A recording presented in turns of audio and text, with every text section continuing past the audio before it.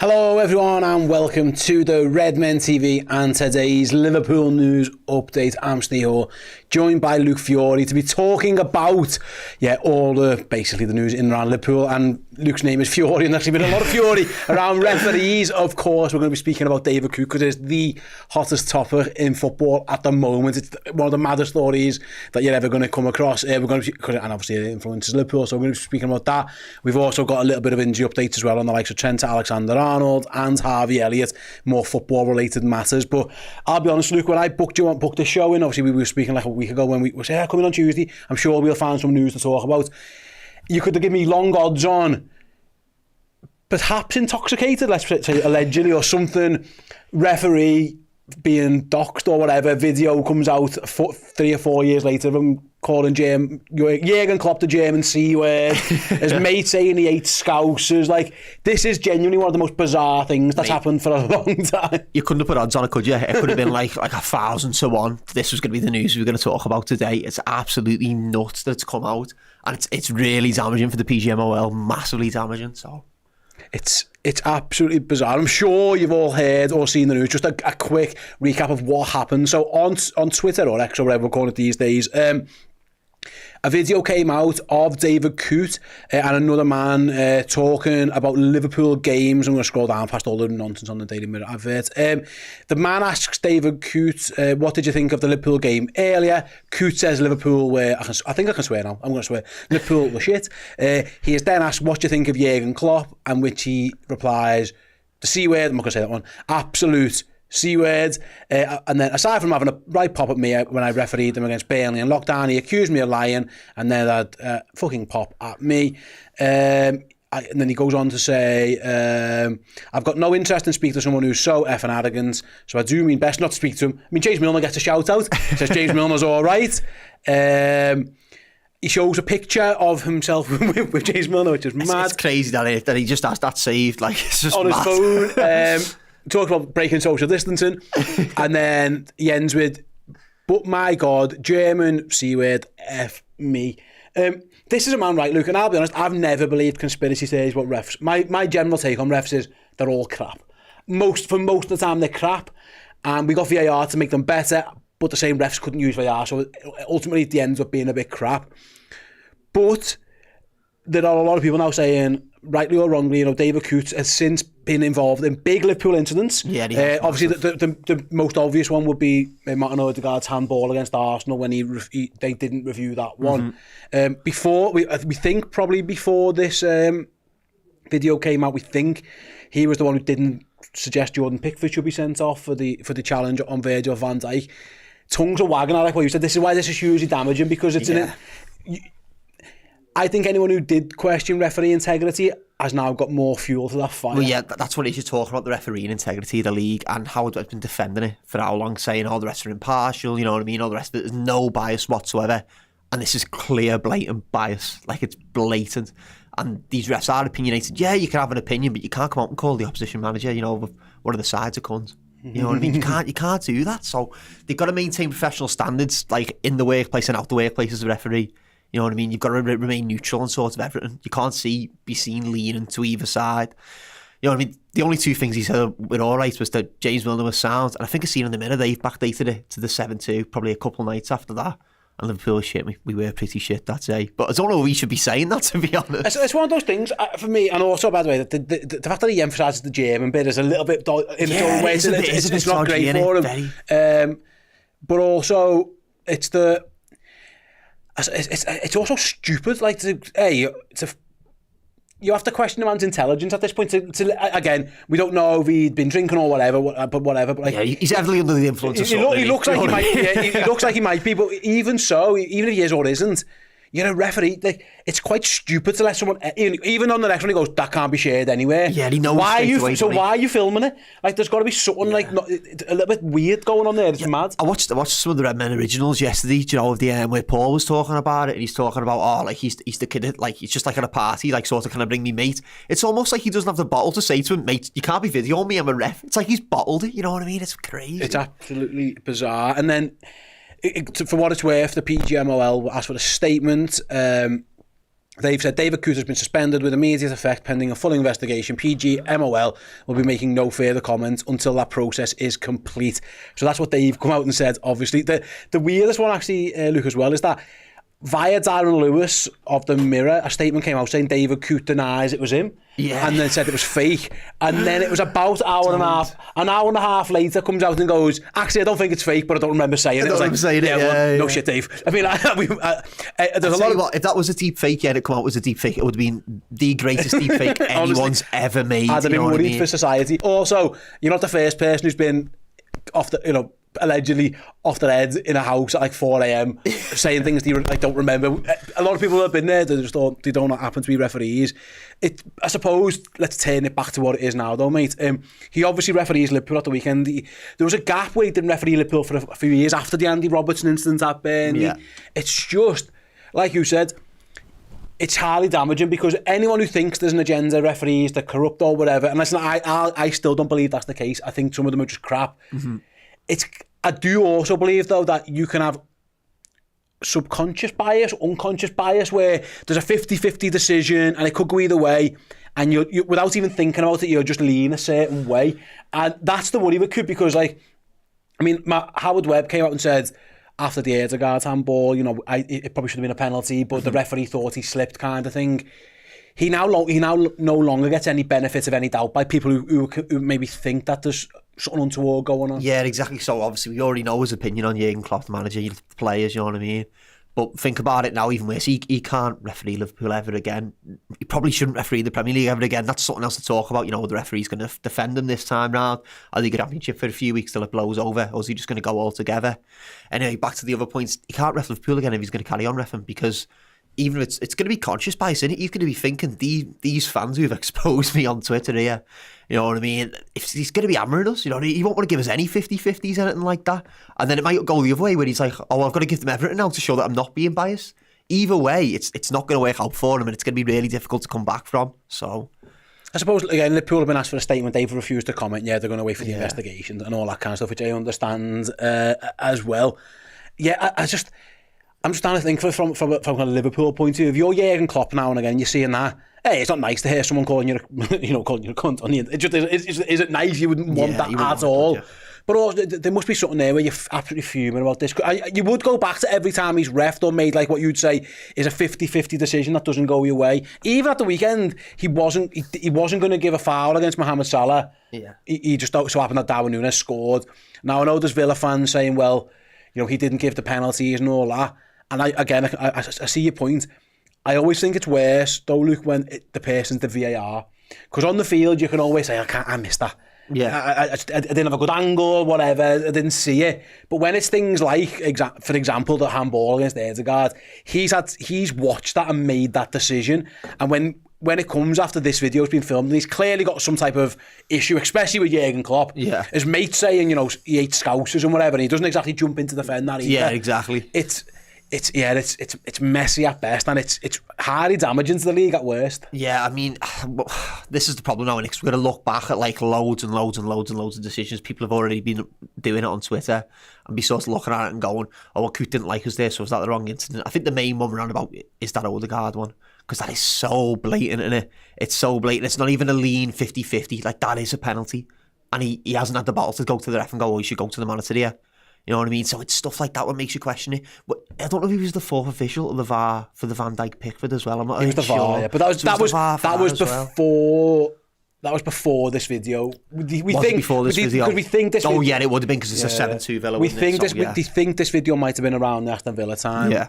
So it was after that Burnley game. So we think that was before. But even so, it's not. Yeah, it's just a bad look. Like it just doesn't come across great. And like I say, we'll see how Liverpool respond if they choose to respond. They might just take the higher ground. Obviously, the Jurgen Klopp is no longer involved at Liverpool. He's at Red Bull now. James Milner plays at Brighton, so he's mentioned. Although again, he's quite complimented on it. It was interesting actually. John Bradley, Liverpool FC commentator, did put a tweet out saying that James Milner's had a lot of texts saying he's all right. I know James and John have a relationship, so obviously Millie's been getting a little bit of banter over it, which again is amusing. But when I first saw it, to go back, I thought this is obviously it's going to be. I thought, I'll be honest, I was going to click on it and it was going to be like sex noises. Yeah, you yeah. know, that one that gets honestly gets everyone. And then you're watching it and I was like, oh my God. I seen a great retweet last night, which was it was any consolation to David Coote. I clicked on this thinking he's been caught being a pedo, you know what I mean? One of them child predators things. So is any consolation to him? But it could have been anything, couldn't it? It's just absolutely... I know, a little Redmen exclusive. I've been doing some digging. Apparently this has been forwarded on WhatsApp many times over.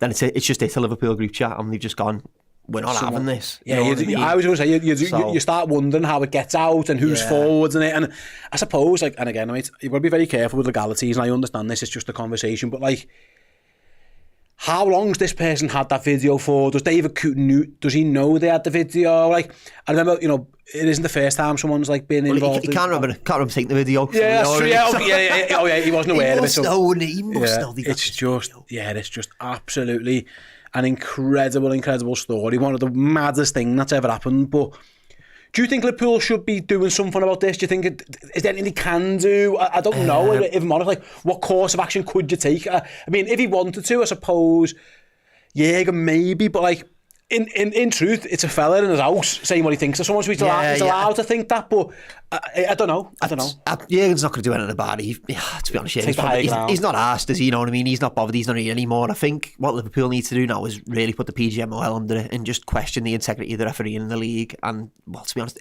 the quality of refereeing is poor in the Premier League. It is quite poor. So just go at them now and just question it and just see if we can get any changes made. So I suppose as well, like I saw, like, he can't ever referee Liverpool again, no matter what. You know, I think, I'll be honest, I think he's probably not going to be a referee no more, would be my guess. But even if he was, Luke, he can't referee Liverpool. He can't referee a game that could impact Liverpool. So that means every Arsenal game is off the table. But at the moment, every Manchester City game is off the table. Potentially Chelsea, potentially Manchester United, potentially Everton. I mean, at this point, there'll be no one left for him to referee anyway, because he can't be any association with Liverpool now. His credibility is gone.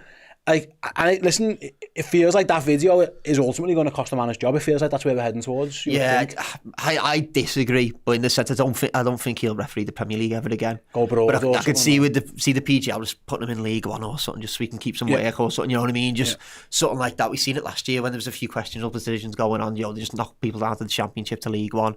I think they'll do that until it blows over. But I can't see him ever refereeing the Premier League ever again. No, and listen, for what it's worth, right?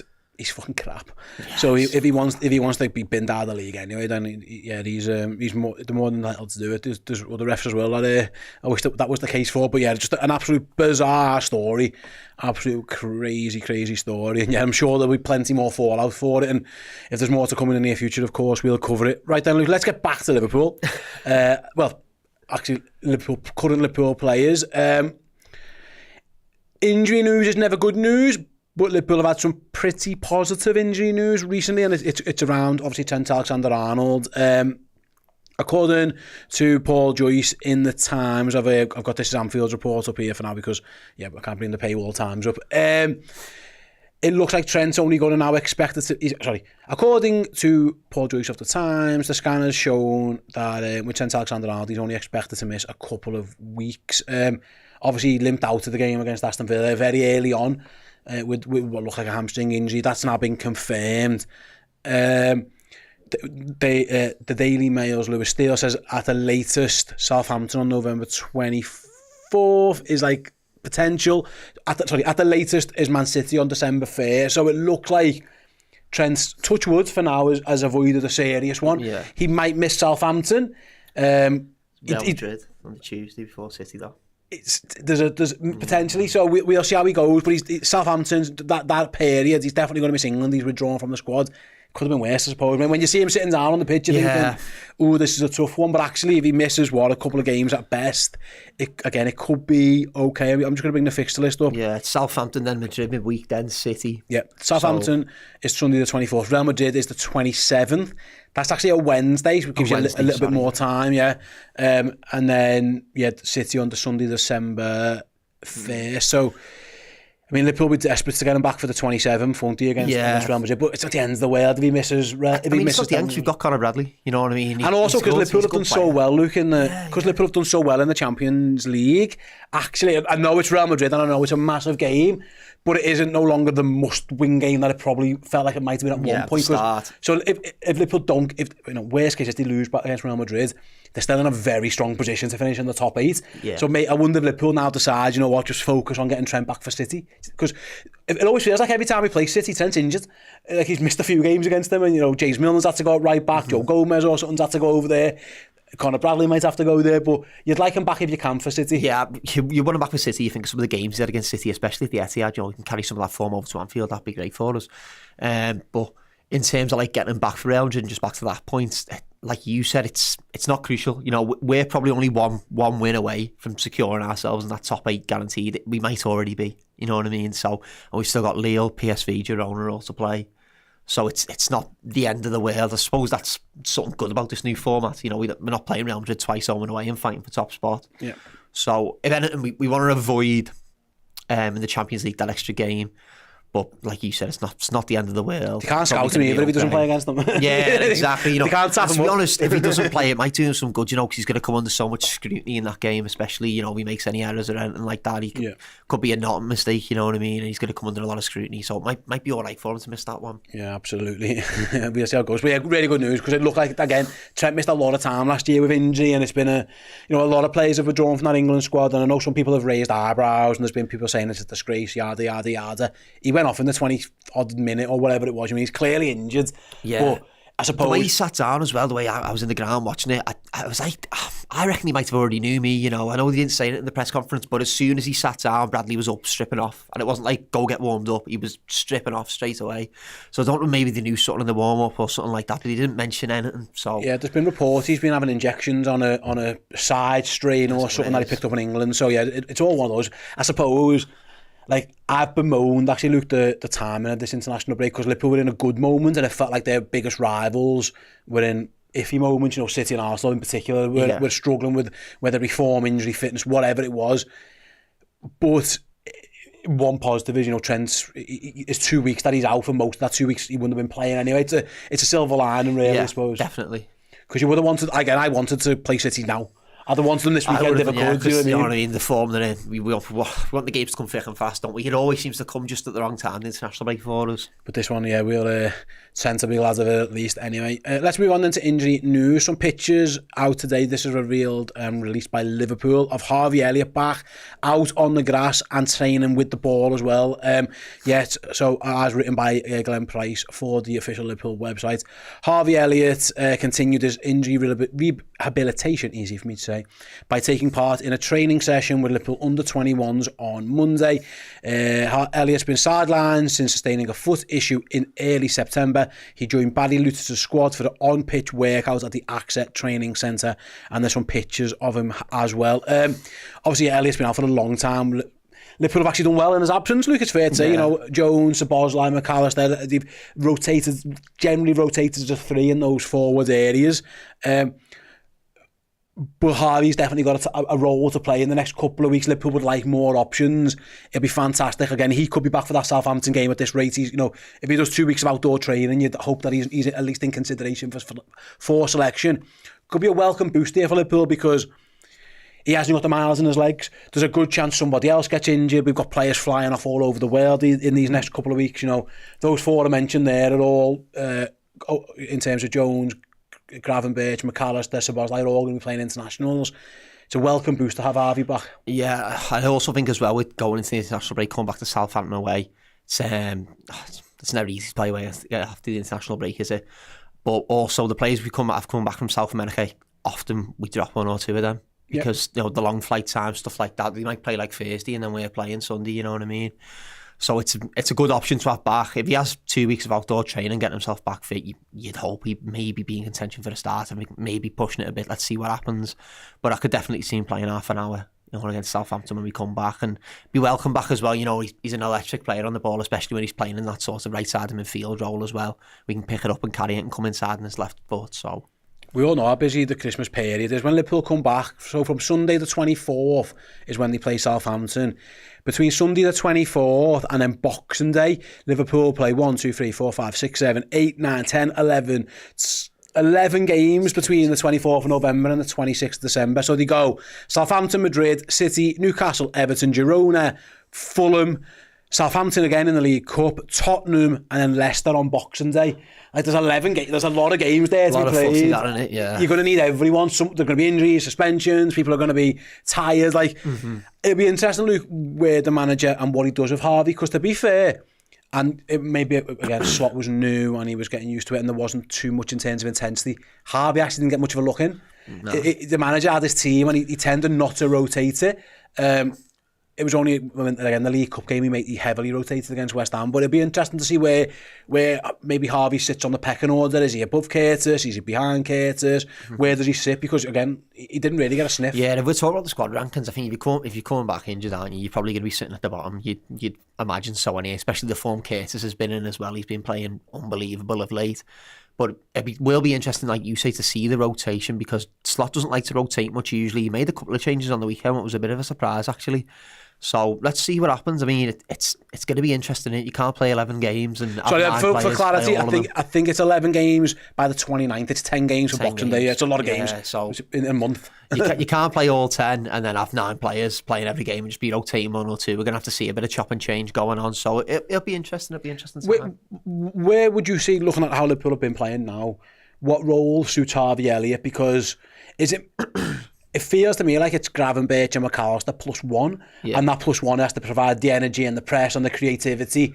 Harvey feels like he can do that. Yeah, that's exactly where they're having, to be honest, providing that press, sort of slotting in when sometimes Szoboszlai, when in Jones, both of them playing, been sort of covering the whole sort of midfield, your left to right on the press. It's designed for Harvey. That's his sort of area. That's what he'd love to do. And also to the League Cup thing, we could see him maybe getting a look in at right wing when we look to Southampton. But I would imagine he's going to be a midfield player, isn't he? He's going to be another option. So I'd say we've got 3 options there to rotate now. You know what I mean? We've got Szoboszlai, Jones and Elliott when he comes back, which it's only good news, isn't it? I suppose, well, you are right in saying we don't know what the status of Federico Chiesa yet. So if he's meant to be the man who's meant to kind of give Mo Salah a little bit of a rest, we know, I don't think right wing's Harvey's best position, but we know he can. I don't, but he can play there. He can definitely do it. So yeah, I'm made up. I think he's fantastic. I love Harvey Elliott. I think it'll be amazing. Hopefully, like I say, if he's out training now fully, it's mad because he's training with the 21s. He's probably the same age as most of them anyway, but he's played like 100 games for Liverpool. He's like the and they're all probably looking at him thinking, bloody hell, training with Harvey Elliott. Yeah, it'll be absolutely fun. It'll be absolutely fantastic to see him back as and when he does get back. But again, it feels like given the fact that Liverpool have put those out, he probably isn't going to be too far away from it. Because I'll be looking forward to getting him back on the pitch. Very quickly then, elsewhere, 17 players Luke called up for international duty over the next few days and weeks. I think I saw today actually Gerald Kwanzaa got drafted into England. I don't know if that's just for training or for whatever, because they've had issues. We're just holding our crossing our fingers, holding your breath here, Ryan, because so many players in recent games and weeks have gone down with injuries, whether that's overplaying or whatever. Two internationals for all of them. We're here now looking ahead to Southampton and what's coming on. We're just fingers crossed and hoping for the best, really. Yeah, definitely. In terms of injuries, just last time I come on here was international break as well for the Daily News show, and I think, was it 10 players? But you said before, we've all sort of called it in, let's phoned it in, let's be honest. You know what I mean? There's no way all 10 of them are injured. So, if anything, this goes back to the international football argument again. 1, there's too much football, and 2, this Nations League, it's a sham. It's an absolute sham, you know what I mean? So, I suppose it's going to be all right for us now, because we're not in the top group, England. You know what I mean? We're in that second group, aren't we? So, a few lads are going to get a games. If Kwanzaa's going as well, that's probably ideal for us. You know what I mean? Try and get them some confidence back and get them going again. But 10 players phoning it in, that says all you need to say about the competition. It needs wiping out. Just if they want an international break, just bring back the friendlies again, you know what I mean? Just so people can have minutes and get legs in them, rather than having this competition. Yeah, absolutely. We'll be crossing our fingers and, like I say, holding our breath to make sure everyone gets back fit and firing. Right, that is today's news update show done. Thanks to Luke for making the journey. I know I had a bit of a nightmare getting here, didn't you, pal? So I appreciate you there battling the joys of Liverpool's train system. Thanks very much for you guys for watching or listening to the show. Let us know your thoughts in the comments on all things David Coote. I can't wait to read them. And yeah, catch us all next time. See you in a bit.